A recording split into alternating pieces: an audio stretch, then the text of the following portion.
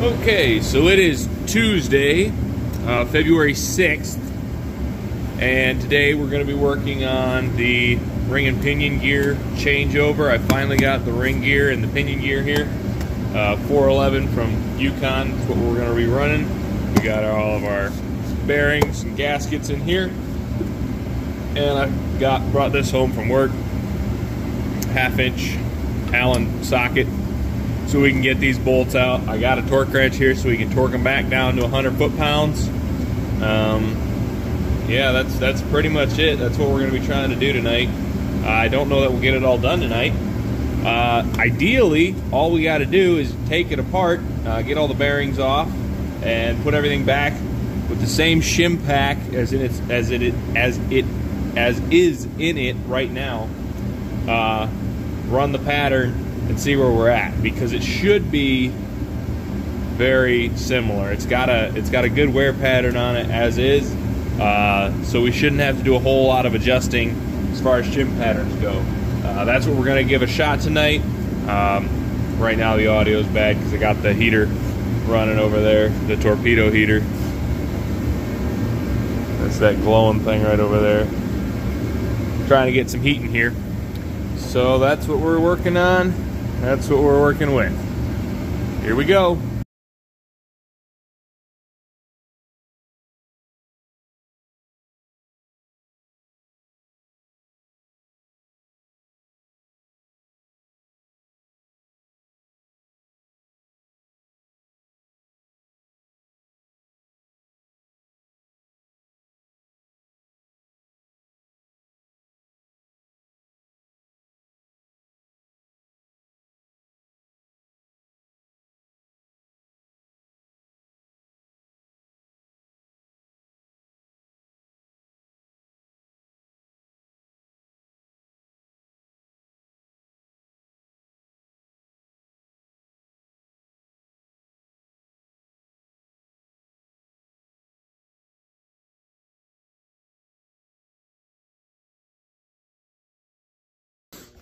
Okay, so we got this all tore down.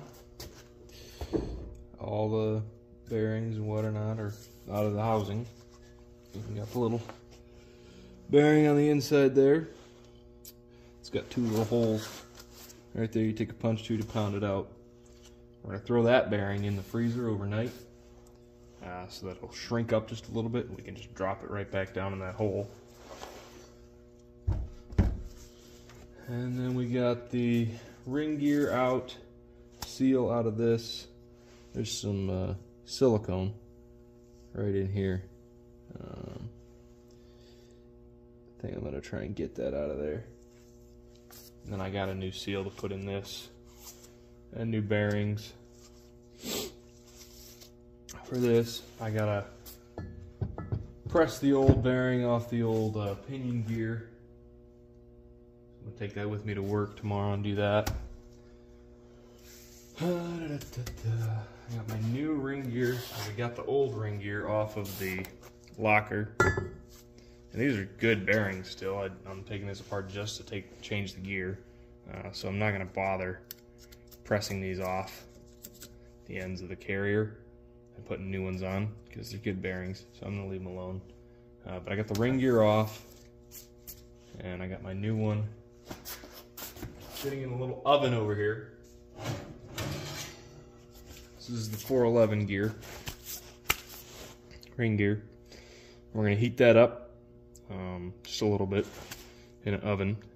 Not hot enough to change the temper on it or anything, or ruin the heat treat, but hot enough to make it expand just enough to get it over this. And I think we're going to put this in the freezer overnight, get it to shrink down. That way everything goes together nice and smooth.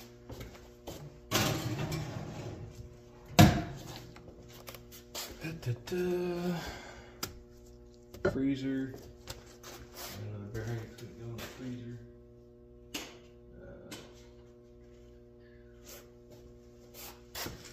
So these things are going in the freezer. I really should put my new pinion in the freezer at work, so that I can shrink it down enough to maybe just drop that bearing on instead of having to press the bearing off, press the bearing back on. because it's a slightly different size bearing. I don't know why, but the Yukon kit for the rebuild, it wasn't very good. I'm not really happy with it.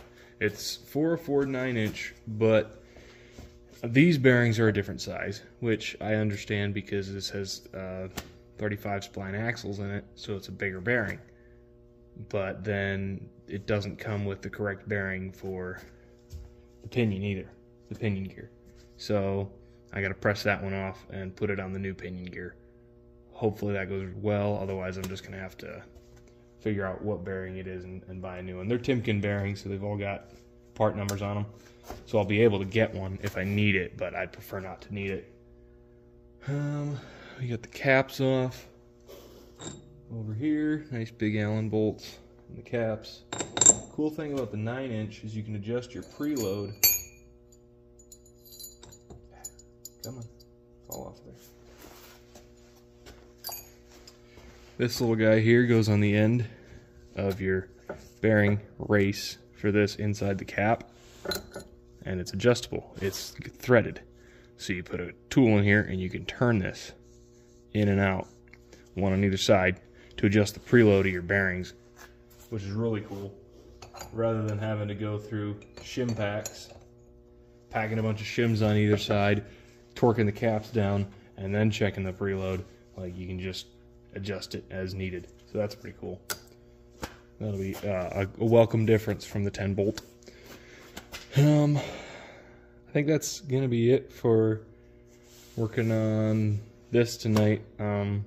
I guess I can put the seal in that portion there.